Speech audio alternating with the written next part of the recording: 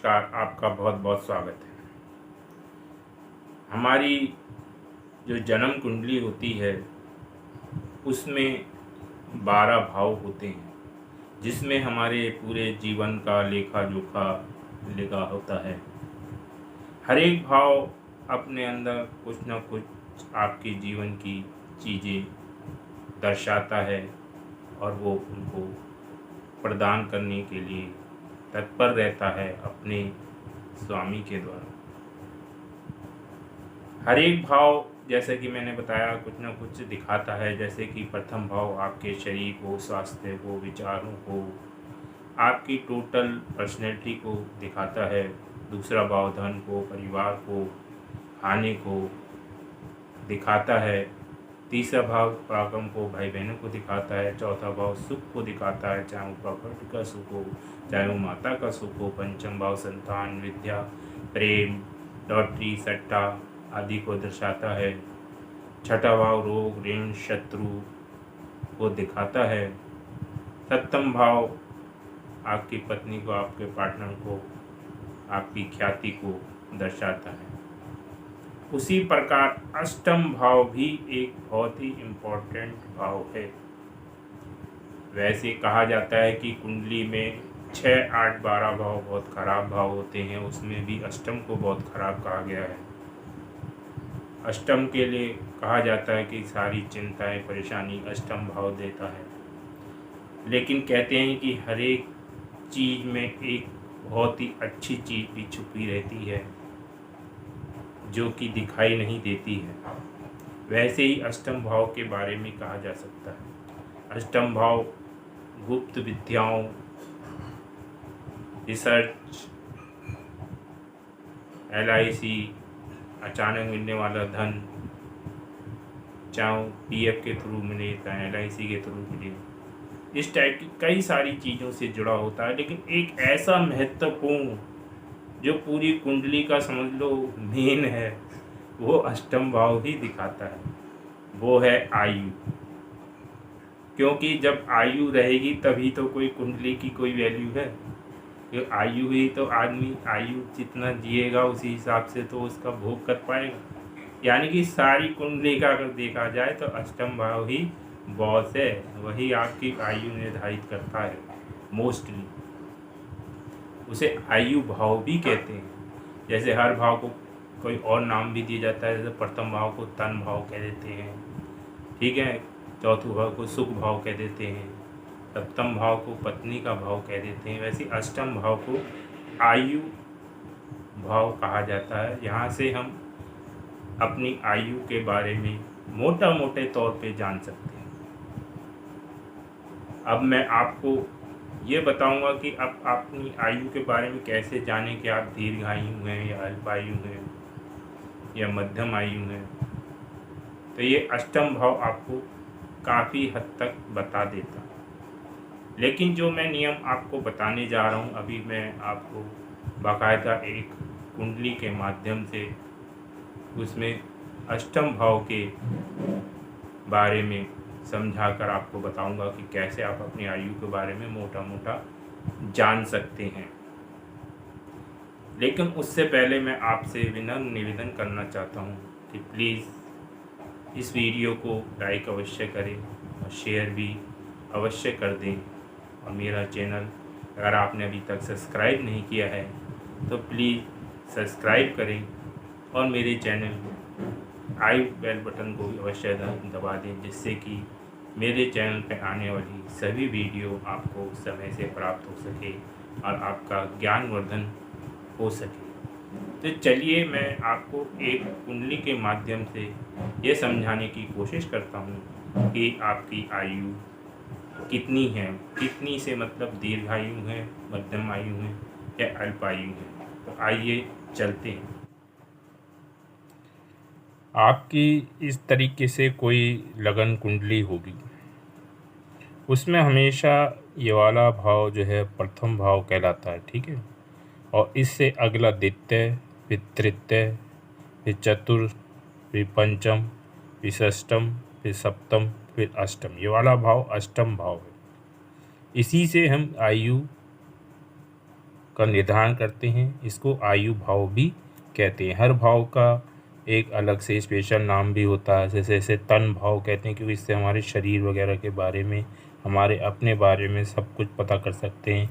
इसे धन भाव भी कहते हैं द्वितीय भाव के अलावा, क्योंकि ये धन के बारे में बताता है। इसे पराक्रम भाव भी कहते हैं। वैसे ही इसे आयु भाव कहा जाता है। इसका नाम एक आयु भाव भी है। और वैसे नॉर्मली ये अष्टम भाव है, ठीक है। ये 8वां पड़ता है लगन से, तो इसे अष्टम भाव कहते हैं। इसे हम आयु का भाव भी कहते हैं। इससे हम आयु का निर्धारण करते हैं। अब आयु कैसे पता करें कि आयु कैसी रहेगी आपकी? दीर्घायु होंगे, मध्यम आयु होंगे या लघु आयु वाले होंगे? तो आपको सबसे प्रथम यहाँ पे कौन सी राशि है, क्योंकि भाव तो ये अष्टम है, लेकिन राशि इन 12 राशियों में से कोई राशि होगी। जैसे पहली राशि आपकी मेष होती है, 12 राशि होती है टोटल।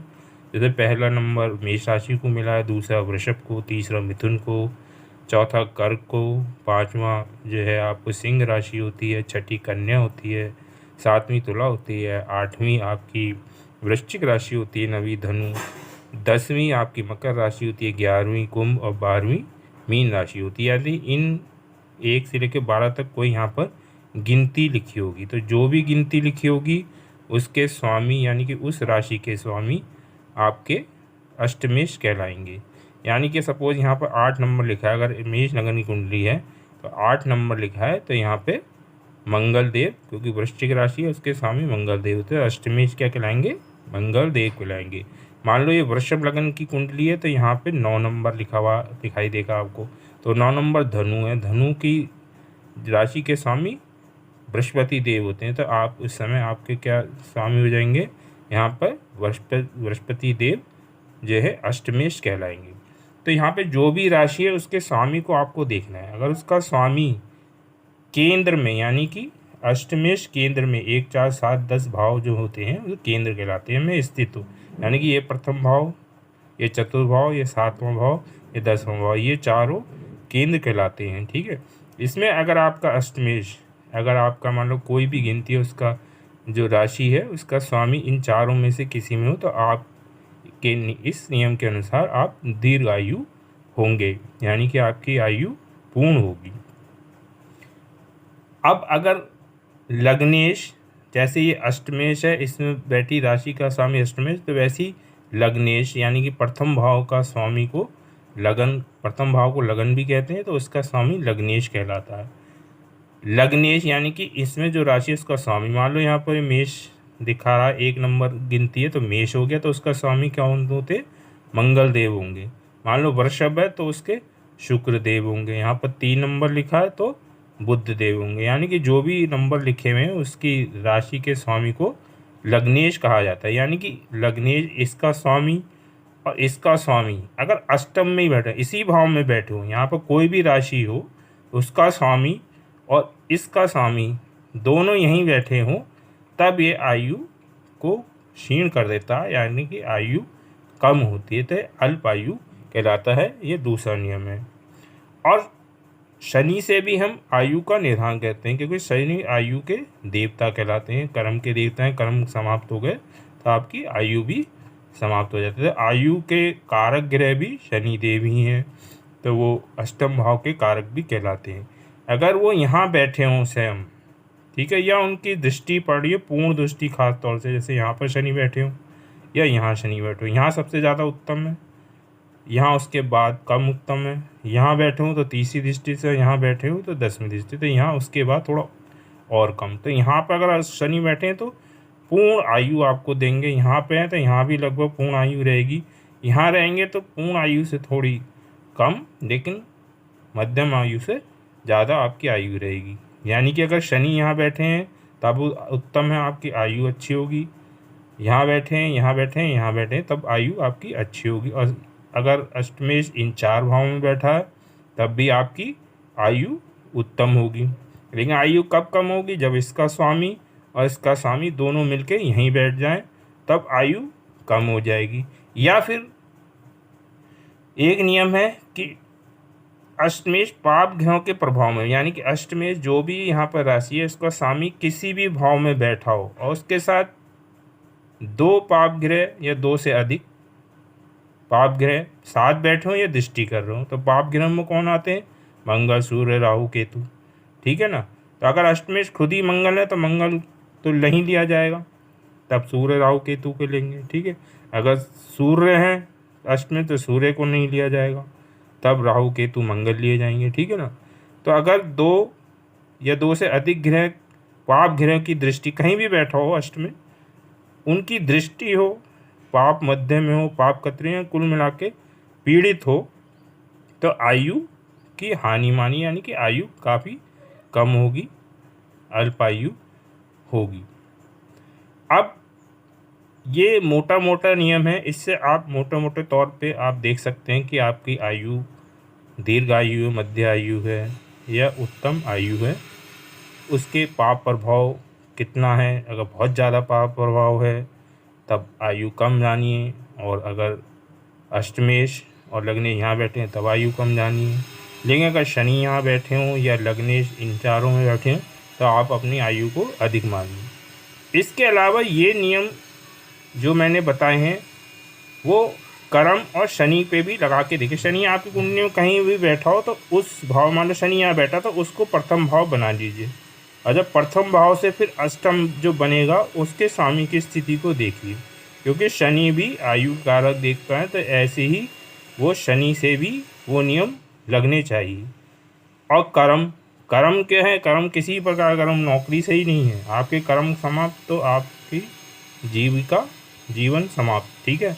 क्योंकि ये आयु से अष्टम, क्योंकि भाव और नियम से ये भी आयु का है, ठीक है ना। और आयु से अष्टम भाव ये हो गया, यानी कि आयु से तृतीय भाव या लगन से तृतीय भाव। जैसे हम लगन से तृतीय भाव आयु को देखते हैं, या अष्टम लगन से हम तीसरे और अष्टवें को आयु की तरह देखते हैं, यदि अष्टम से तीसरा और आठवां आयु, यानी कि ये भी एक तरीके से आयु भाव की तरह ही कार्य करता है। तो हम अष्टम और ये तीसरा और ये आपका 10वां, और साथ में शनि से भी ये जो नियम मैंने बताए हैं लगा के देखें तो और ज़्यादा आप रिजल्ट के करीब पहुंच पाएंगे। लेकिन अगर मोटे तौर पे अगर आप थोड़ा कंफ्यूज रहें, शनि और उनको नहीं लगा पा रहे, तो आप इससे भी काफ़ी हद तक जान पाएंगे कि आपकी आयु दीर्घायु रहेगी, मध्यम रहेगी, या आप जो है कम आयु के होंगे। तो इसको आप मोटे तौर पे लीजिए, क्योंकि आयु गणना के कई और नियम भी होते हैं। अगर आपको ये वीडियो पसंद आया हो तो प्लीज़, मैंने आपसे पहले भी निवेदन किया है, तो चैनल को सब्सक्राइब करें और वीडियो को लाइक और शेयर अवश्य कर दें। तो इस वीडियो में इतना ही, धन्यवाद।